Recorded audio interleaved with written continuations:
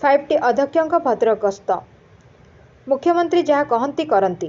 जल संरक्षण जो उभय भद्रक और जाजपुर जिलार लोके उपकृत हेबे। याद्वारा प्राय 2 लाख लोक पानीय जल सुविधा पाइबे। सड़क पथरे धामनगर पालसाई को गस्त समय आखुआपदा ब्यारेज परिदर्शन कर भद्रकर दुख कंटिगाई अंचल को पादरे बुली बुली परिदर्शन करथिले भिके पांड्यान। निजे मोटरसाइकेल चलाई अन्यमानक सह धामनगर नदीबंध Malli Mahara escape Gaurang escape Kochila barrage परिदर्शन करथिले।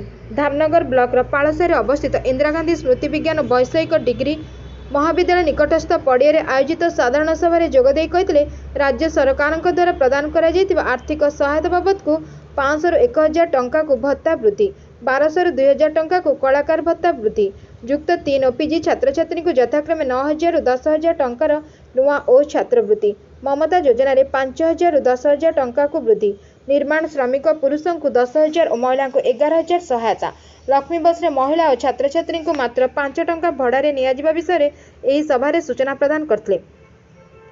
2 साधारण सभा उपस्थित जनसाधारण सीधासलख दरखास्त ग्रहण करथिले।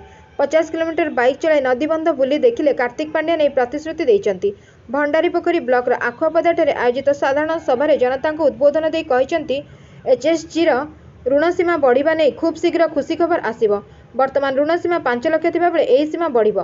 बैतरणी बामपार्श्व नदीबंध रास्ता सदृढ़ीकरण पर 150 कोटी खर्च हो बोली से घोषणा करछंती। Bureau report Ekamra news.